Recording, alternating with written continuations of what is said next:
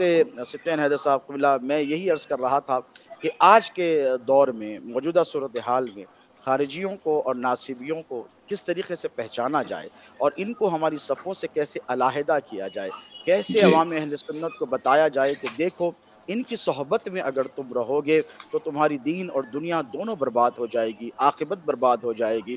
تو اسی حوالے سے ہم آج جمع ہوئے ہیں، اور یہ عظیم الشان کانفرنس میں سمجھتا ہوں کہ this is just a benchmark, یہ ایک ابتدا ہے، ایک انشاءاللہ عظیم اتحاد کی ابتدا ہے، اور انشاءاللہ اللہ نے چاہا تو بر صغیر میں جتنے سادات کرام ہیں، مشائخ اعظام ہیں، ان کی سرپرستی میں، ان کی رہبری میں، ان کی رہنمائی میں، ان کی خدمات کے ذریعے یقیناً ہم اللہ نے چاہا تو اس فتنے کی سرکوبی میں حتی المقدور کامیابی حاصل کریں گے۔ میں حضرت پیر سید عبد یا الماجد رب، محبوب قادری صاحب ادام اللہ فیوزہ سے ملتمس ہوں کہ اس حوالے سے، عظمت عالی رسول کے حوالے سے، فتنے خوارج اور نواسب کے حوالے سے، سادات کرام کی جو توہین کا سلسلہ بر صغیر میں چل پڑا ہے، اس کے حوالے سے سیر حاصل گفتگو فرمائیں۔ اس کے بعد انشاءاللہ وقار ملت یہاں تشریف فرمائیں، اور دیگر ہمارے شرکائے اجلاس بھی عنقریب ہمیں جوائن کرنے والے ہیں۔ بہت شکریہ۔ میں ملتمس ہوں پیر سید عبد الماجد صاحب قبلہ محبوبات سے کہ وہ آغاز فرمائیں۔ اہلا وسہلا، مرحبا۔ نحمده ونصلي ونسلم على رسوله الكريم، اما بعد فاعوذ بالله من الشيطان الرجيم، بسم الله الرحمن الرحيم، قل لا اسألكم عليه اجرا الا المودة في القربى، صدق الله مولانا العظيم۔ اللهم صل على سيدنا محمد وعلى آل سيدنا ومولانا محمد وبارك وسلم۔ اللہم صلی علی محمد۔ ایمان جسے کہتے ہیں عقیدے میں ہمارے، ایمان جسے کہتے ہیں عقیدے میں ہمارے، وہ تیری محبت تیری عطرت کی ولا ہے، ماشاءاللہ، وہ تیری محبت تیری عطرت کی ولا ہے۔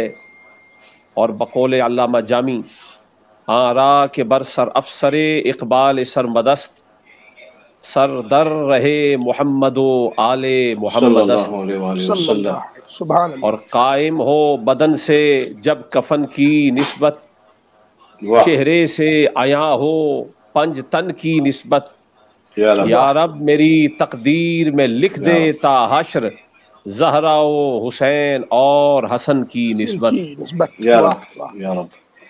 میں نہایت شکر گزار ہوں حضرت پیر سید آل مصطفیٰ الجیلانی صاحب دامت برکاتہم کا، اور یہ میرے لیے شرف کا موقع ہے کہ حضرت پیر سید سبطین شاہ صاحب زیدی دامت برکاتہم بھی ہمارے ساتھ ہیں۔ بر صغیر کی ایک عظیم خانقاہ مارہرہ شریف کے سجادہ نشین ہیں۔ حضرت پیر سید عثمان شاہ صاحب ہمارے ساتھ موجود ہیں، اور حضرت پیر سید تنویر شاہ صاحب دامت برکاتہم القدسیہ غالباً آپ نے بھی جوائن فرما لیا ہے۔ ان عظیم شخصیات کی موجودگی میں میں ابتداءً صرف اتنا کہنا چاہتا ہوں کہ جس مرض کی طرف آپ نے اشارہ فرمایا ہے وہ یہ ہے کہ ستیزہ کار رہا ہے ازل سے تا امروز، چراغ مصطفی سے شرار بو لہبی۔ جی، اور یہ جو ناصبیت کی بیماری آج ہماری صفوں میں وہ در آئی ہے، اس کی وجہ یہ ہے کہ یہ یقیناً اہل بیت اطہار سے، آل رسول سے حسد ہے۔ اللہ تعالیٰ نے اہل بیت اطہار کو جو عظمتیں، جو فضائل، جو کمال عطا فرمائے ہیں، وہ جن کو اپنے اندر محسوس نہیں ہوئے اور انہوں نے یہ سمجھا کہ شاید ان فضائل کی وجہ سے، ان کمالات کی وجہ سے اور ان عظمتوں کی وجہ سے اہل بیت اطہار کو ہمارے اوپر جو امتیاز ملا ہے وہ شاید ہمارا حق تھا جو ان کو مل گیا، تو اس حسد کی بنیاد پر انہوں نے اہل بیت سے برابریاں کرنا جو ہے وہ لازم جانا۔ ناصبیت کیا ہے؟ ابن تیمیہ نے اس کو لکھا ہے مجموع الفتاوی کے اندر، وہ یہ کہتے ہیں کہ الذین، ناصبی وہ ہیں الذین یؤذون اہل البیت بقول وعمل، ناصبی وہ لوگ ہیں جو اپنے قول سے اور اپنے عمل سے اہل بیت اطہار کو اذیتیں دیتے ہیں۔ ہر وہ شخص کہ جس کا قول اہل بیت اطہار کی توہین میں ثابت ہو، جس کا عمل اہل بیت اطہار کی اذیت کا موجب ہو، ہر وہ شخص ناصبی ہے۔ تو یہ نہیں دیکھا جائے گا کہ اس کا تعلق کس طبقے کے ساتھ ہے، وہ اپنی شناخت کس خاص مسلک کے اعتبار سے کرواتا ہے، یہ نہیں دیکھا جائے گا. آدمی خواہ کسی بھی مسلک میں کیوں نہ ہو، وہ جب بھی کوئی ایسا قول ایسا عمل ظاہر کرے گا جس سے اہل بیت اطہار کی اہانت اور استخفاف برآمد ہوتی ہو، وہ شخص ناسبی ہے. تو ناسبیت اس وقت کوئی بھی مسلک ایسا نہیں، کوئی بھی مذہب ایسا نہیں کہ جو اپنے آپ کو اسلامی اپنا تشخص ظاہر کرتے ہوں اس کے اندر ناسبیت موجود نہ ہو. ہر طبقے کے اندر ناسبیت موجود ہے، اور یہ اس کی تاریخ بہت پرانی ہے. عالم ارواح تک جانا پڑے گا تو سمجھ آئے گی. کچھ اس کا تعلق ابلیس کے ساتھ بھی ہے کہ حضرت آدم علیہ السلام کو سجدے کا جب حکم ہوا تو ابلیس نے انکار کیا. یہ ابلیس ناسبیت کا باپ ہے. اور یہ جو بات میں کہہ رہا ہوں کہ بڑی سخت رہا ہوں، لیکن اس کی حقیقت حضور کی حدیث سے ثابت ہے. حضور پاک صلی اللہ علیہ وسلم کا ارشاد ہے کہ آپ نے فرمایا النجوم امان لاہل الارض من الغرق. یہ جو ستارے ہیں آسمان پر، یہ زمین والوں کے لیے باعث امن ہیں. زمین والے اس وقت تک غرق نہیں ہوں گے جب تک یہ ستارے موجود ہیں. اور فرمایا وَأَهْلُ بَيْتِي أَمَانٌ لِأُمَّتِي مِنَ الْإِخْتِلَافِ، اور میرے اہل بیت جو ہیں وہ میری امت میں باعث امن ہیں. جب تک اہل بیت موجود ہیں اختلاف ہوگا نہیں. یعنی موجود کس اعتبار سے، میں تفصیل آگے پیش کرتا ہوں. فرمایا فَإِذَا خَالَفَتْهُمْ قَبِيلَةٌ مِّنَ الْعَرَبِ، جب عرب کا کوئی قبیلہ میرے اہل بیت کی مخالفت کرے گا تو اختلافو، اللہ تعالیٰ خود ان میں پھوٹ ڈال دے گا، ان میں اختلاف پیدا ہو جائے گا. اور یہ آگے جو جملہ فرمایا فَصَارُوا حِزْبُ إِبْلِيسَ، حضور فرماتے ہیں جو اہل بیت کا مخالف ہو جائے وہ ابلیس کا جتھا ہو جاتا ہے، وہ ابلیس کا گروہ ہو جاتا ہے، وہ ابلیس کی جماعت بن جاتی ہے. تو جس نے اہل بیت سے اختلاف رکھا وہ ابلیس کی جماعت ہو گیا. تو یہی کہنا چاہ رہا ہوں کہ ناسبیت کا ایک بڑا گہرا تعلق ابلیس کے ساتھ ہے. وہ جو انکار ابلیس نے کیا تھا وہ در اصل بنیاد بنا ہے ناسبیت کی. تو ہر زمانے کا ناسبی ابلیس کی اولاد ہے. اور یہ بھی سمجھنا ہوگا، حضرت عائشہ صدیقہ رضی اللہ تعالی عنہا اس جانب اشارہ کر رہی ہیں کہ جن کو اہل بیت اطہار سے نفور ہے، جن کے دلوں میں نفرت ہے، بغض ہے، عناد ہے، اہل بیت سے وہ دور فرار کی راہ اختیار کرتے ہیں. تو اس کی وجہ حضرت عائشہ صدیقہ نے بھی ارشاد فرما دی. آپ فرماتی ہیں کہ الارواح جنود مجندہ، حضور نے فرمایا کہ یہ جو روحیں ہیں اللہ تعالیٰ نے ان کو ایک لشکر کی صورت میں عالم ارواح میں رکھا ہوا تھا. فما تعارف منها اتلفا، عالم ارواح میں جن روحوں نے جن دوسری روحوں کو پہچان لیا، دنیا میں وہی روحیں ان روحوں سے محبت کرتی ہیں، الفت رکھتی ہیں، پیار رکھتی ہیں. وما تناکر منها اختلفا، اور جن روحوں نے عالم ارواح میں ایک دوسرے سے تناکر رکھا، ایک دوسرے کو ٹھکرایا، ایک دوسرے کا انکار کیا، وہ روحیں دنیا میں ایک دوسرے سے اختلاف رکھتی ہیں. تو یہ جو ناسبی ہیں جو اہل بیت اطہار کا انکار کرتے ہیں، دل سے پسند نہیں کرتے، اس کی وجہ یہ ہے کہ عالم ارواح سے اللہ نے ان کے قلوب کو چنا ہی نہیں ہے اہل بیت اطہار کی محبت اور مودت کے لیے. یہ مخصوص قلوب ہیں جنہیں اللہ تعالیٰ نے پسند فرما لیا ہے. قرآن کریم کی جس آیت کو میں نے تلاوت کیا، قُلْ لَا أَسْأَلُكُمْ عَلَيْهِ أَجْرًا إِلَّا الْمَوَدَّةَ فِي الْقُرْبَى، میں اس کی تفاصیل میں نہیں جاتا، اختصار کے ساتھ اور اجمالاً یہ عرض کرنا چاہتا ہوں. اللہ تعالیٰ تو اس میں جو مراد ٹھہرا رہا ہے وہ یہ ہے کہ اہل بیت اطہار کی کمال محبت، اس کا سوال ہے. رسول اللہ فرما رہے ہیں میں اے امت تم سے اور کسی چیز کا مطالبہ نہیں کرتا، کوئی سوال نہیں کرتا سوائے یہ کہ میرے قرابت داروں کی انتہائی محبت، صرف محبت نہیں، انتہائی محبت جسے عشق کہا جاتا ہے. عشق سے نیچے کا مطالبہ ہی نہیں ہے. لیکن یہ جو ناسبی طبقہ ہے انہوں نے اس کا مفہوم بالعکس نکالا. انہوں نے مفہوم یہ نکالا کہ اہل بیت اطہار سے مودت اور محبت نہیں بلکہ اہل بیت اطہار سے جس قدر دشمنی ممکن ہو سکے وہ کی جائے. اہل بیت اطہار کی شانیں جس قدر گھٹائی جا سکتی ہیں وہ گھٹائی جائیں. ان کے ہاں مودت کا مفہوم کچھ اور ہے. یہ وہ طبقہ ہے کہ جس میں کچھ ایسے لوگ بھی ہیں جو بظاہر اعلیٰ حضرت کا نام بھی لیتے ہیں اور تیری نسل پاک میں ہے بچہ بچہ نور کا، یہ جملے بھی جپتے ہیں اپنے منہ کے ساتھ، لیکن ان کا حال یہ ہے لا یجاوز حناجرہم. یہ اہل بیت اطہار کی محبت کے اور مودت کے جتنے دعوے رکھتے ہیں یہ فقط ان کے حلق سے اوپر ہیں، ان کے دل کے اندر یہ اس کا استقرار ہرگز نہیں ہے. یہ وہ لوگ ہیں جو یہ ادعا رکھتے ہیں کہ ہم بھی کشتی نوح میں سوار ہیں. حضرت ابو ذر نے فرمایا تھا میں نے رسول اللہ سے یہ سنا، مثل اہل بیتی کمثل سفینۃ نوح من رکبها فقد نجا ومن تخلف عنها غرق. لیکن یہ حدیثیں بھی بیان کرتے ہیں، اہل بیت کی محبت کا دعویٰ بھی رکھتے ہیں، لیکن ان کا حال یہ ہے کہ یہ کشتی میں کیسے سوار ہیں؟ جیسے کشتی کے ساتھ ان کا ٹکراؤ ہو، جیسے کسی نے جبرن ان کو اس کشتی میں سوار کر دیا ہو، جیسے یہ ہر لمحہ تیار ہو کہ کشتی سے کب چھلانگ لگا کے باہر نکل جانا ہے اور اپنے اعمال کے بلبوتے پہ ہم نے نجات کا سامان حاصل کرنا ہے. لیکن یہ وہ لوگ ہیں یقینی طور پہ جن کو پہچاننا ضروری ہے، جن کی شناخت ضروری ہے. یہ جب تک کالی بھیڑیں ہماری صف کے اندر موجود ہیں اور سنیت کے نام کے ساتھ یہ لوگوں کو بہکا رہے ہیں، اہل السنت کے لیے کوئی خیر نہیں ہے. اہل السنت کے لیے خیر کا سامان اسی وقت ہو سکتا ہے جب کالی بھیڑوں کو اپنی صفوں سے نکال باہر کیا جائے.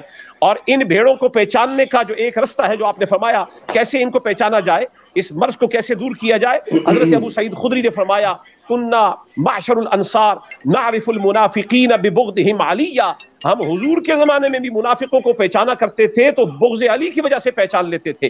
جس کے سامنے مولا علی کا ذکر کیا جائے اسے ناپسند گزرے، اسے وہ ناگوار گزرے، وہ اس پر چیبہ جبی ہو، وہ تیوری چڑھا لے، تو سمجھ لینا چاہیے کہ یہ سنی نہیں ہے.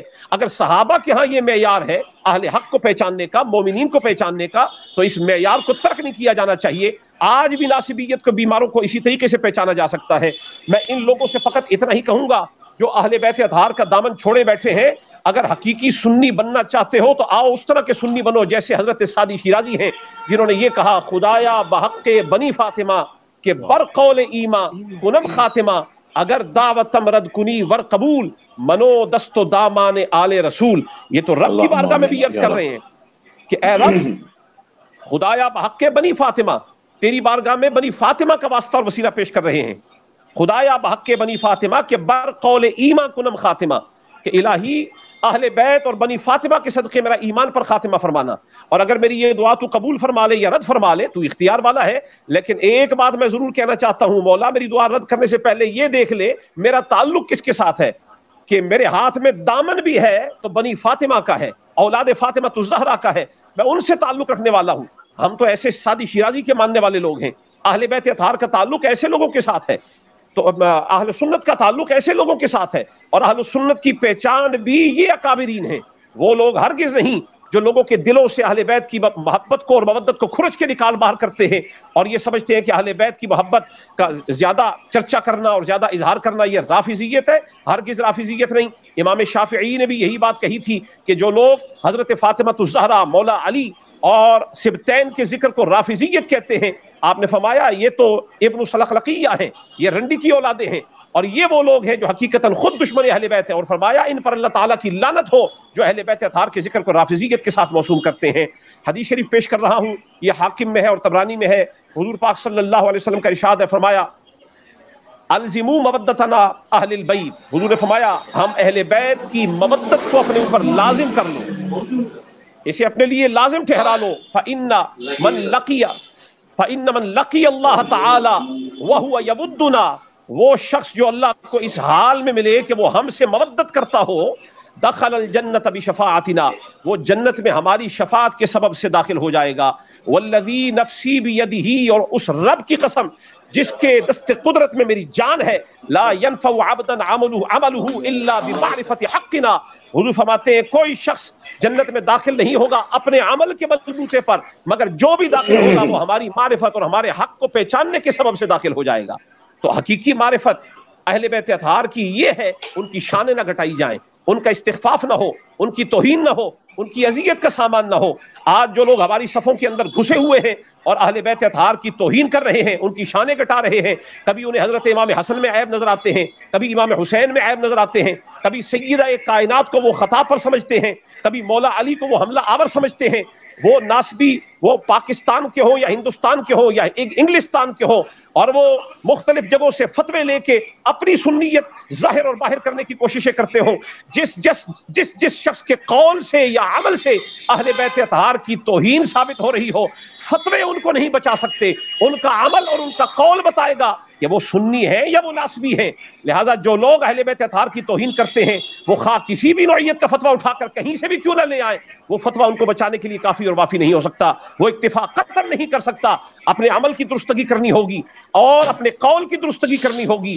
لہٰذا میں نے گزشتہ دنوں پاکستان کے اندر جو لاہور میں ایک کانفرنس تھی اس کے اندر یہ بات کہی، جس شخص نے یہ کہا کہ سیدہ کائنات خطا پر تھیں، اس کی بابت میں نے یہ حضرت داتا گنج بخش رحمۃ اللہ تعالیٰ علیہ، علی حجویری رحمۃ اللہ تعالیٰ علیہ، ان کی کتاب ہے کشف المحجوب، اس میں سے میں نے ایک قول پیش کیا کہ ہمیں جو تم تانا مارتے ہو کہ آپ جو غلو کرتے ہیں یہ رافضیت ہے، آپ اگر ان میں امکان خطا نہیں مانتے تو یہ رافضیت ہے، یہ معصومیت جیسا قول ہے۔ میں نے کہا امام ابو حنیفہ تو امام حسن کی اولاد میں نیچے، آپ کے امام حسین کی اولاد میں نیچے آپ کے بچوں کے شاگرد ہیں، امام حسین کی اولاد میں، اور سیدہ کائنات کی اولاد کے خادم اور نوکر ہیں، جن کے نوکروں کا یہ حال ہے کہ حضرت علی حجویری نے لکھا ہے کہ رسول اللہ صلی اللہ علیہ وسلم داتا صاحب فرماتے ہیں میں نے خواب میں دیکھا کہ حضور پاک صلی اللہ علیہ وسلم ان کو اٹھائے ہوئے لے کے آ رہے ہیں۔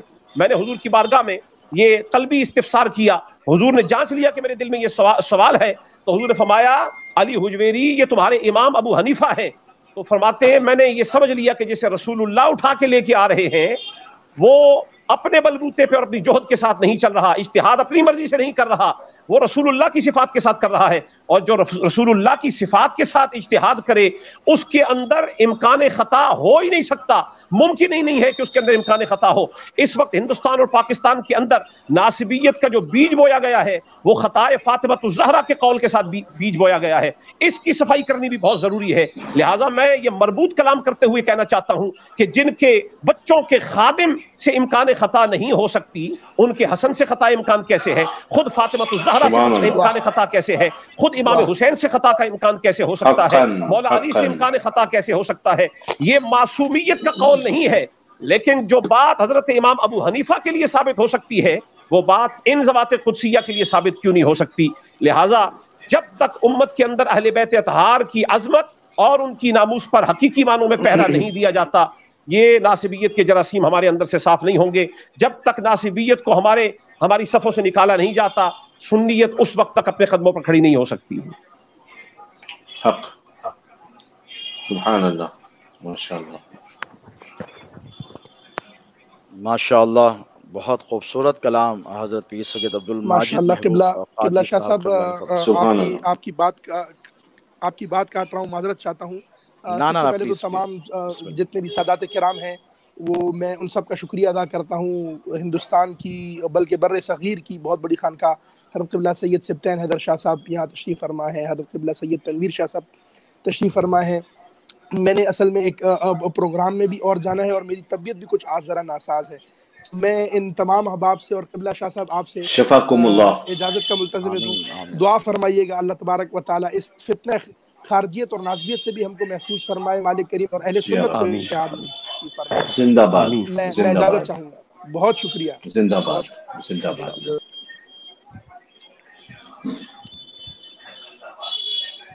ماشاء اللہ، بہت خوبصورت کلام فرمایا ہے آپ نے، جامع خطاب فرمایا ہے پیر سید عبد الماجد قادری صاحب قبلہ، مولا کریم آپ کو سلامت رکھے، اور آمین۔ جن حساس مسائل کی طرف آپ نے توجہات دلائی ہیں احادیث مبارکہ کی روشنی میں، صحابہ کرام کے طریقے کی روشنی میں، اور سلف صالحین کا جو طریقہ ہے، اور پھر حضرت داتا علی حجویری علیہ رحمت و رضوان کے کشف المحجوب کا جو آپ نے حوالہ دیا ہے، یقیناً یہ ایسی باتیں ہیں اور ایسے حقائق ہیں جن پر اگر عوام اہل سنت ڈٹ جائیں تو یقیناً دنیا اور آخرت دونوں میں یہ کامیاب اور کامران رہیں گے۔ عظمت عالی رسول کانفرنس کے سلسلے کو آگے بڑھانے سے قبل میں یہ انتہائی اہم اور ضروری سمجھتا ہوں کہ برادر عالی وقار عظیم مرتبہ تنویر ملت حضرت مولانا سید محمد تنویر ہاشمی قادری شتاری صاحب قبلہ ادام اللہ فیوزہ کا استقبال کروں۔ قبلہ حضور آپ کا اس پروگرام میں استقبال ہے۔ شکریہ، شکریہ، جزاک اللہ۔ ماشاء اللہ، ہمارے ساتھ وقار ملت بر صغیر کی ممتاز خانقاہ کے فرد فرید بڑی سرکار کے سجادہ نشین مرحرہ متحرہ سے حضرت مولانا سید سبطین حیدر زیدی قادری صاحب قبلہ ادام اللہ فیوزہ بھی جڑے ہوئے ہیں۔ چند باتیں میں بزرگوں کی خدمت پہ رکھوں کہ آپ نے پروفیسر سید عبد الماجد قادری صاحب قبلہ آپ نے چند باتیں ایسی بتائی ہیں یقیناً جو بہت زیادہ اہمیت کی حامل ہیں، اور بر صغیر میں بالخصوص سیدہ کائنات سلام اللہ علیہا کی شان اقدس میں جو گستاخیوں کا رجحان اور سلسلہ چل پڑا ہے، یہ انتہائی افسوسناک ہے۔ یہ وہ ذات والا صفات ہے سید کائنات کہ جن کا نام نامی اسم گرامی لیتے وقت بھی ہماری روحیں کانپ جاتی ہیں کہ ہم صرف جسم کے وضو کے ذریعے ہی سید کائنات کا نام نامی نہیں لیتے، بلکہ ہم دیکھتے ہیں کہ ہماری روح نے بھی وضو کیا ہے کہ نہیں، ہماری روح بھی، ہمارا فکر، ہمارا خیال بھی اس قدر مقدس ہوا ہے کہ ہم اس ذات والا صفات کا نام لینے کے کیا قابل ہو گئے ہیں۔ پتہ نہیں کہ اہل سنت میں یہ خارجیت اور جو ناصبیت کا رجحان داخل ہوا ہے، پچھلے کئی صدیوں میں علمان الحفیظ کے اس قسم کی کبھی بھی کسی نے بھی سید کائنات کی شان میں گستاخی کی جرت اور جسارت نہیں کی تھی۔ یہ سب سے بڑا فتنہ ہے عصر حاضر کا کہ اہل سنیت کے نام پر یہ خارجیوں اور ناصبیوں نے سنیت کا لبادہ اور چولا پہن کر سید کائنات کی شان میں جو گستاخی کی ہے۔ ہم اہلیان ہند، ہندوستان کی تمام خانقاہوں کے مشائخ، یہاں کے سجادگان، سادات کرام، بلکہ علماء کرام شد و مد سے اس قبیح عمل کی مخالفت کرتے ہیں، اور آپ حضرات کے ساتھ ہم لبیک شانہ بشانہ ہیں کہ کیونکہ لبیک پاکستان ماشاء کی اللہ اس سرزمین پر اس فتنے نے سر ابھارا ہے، اور الحمدللہ سادات کرام نے بالخصوص آپ جیسے معتبر حضرات نے اس کا منہ توڑ جواب بھی دیا ہے، اور الحمدللہ تحفظ ناموس اہل بیت اطہار کے حوالے سے علامہ سید عرفان مشہدی صاحب ہوں کہ علامہ محبوب صاحب ہوں، آپ حضرات نے جو کوششیں کاوشیں کی ہیں، یہ قابل احترام ہی نہیں بلکہ قابل تقلید بھی ہیں۔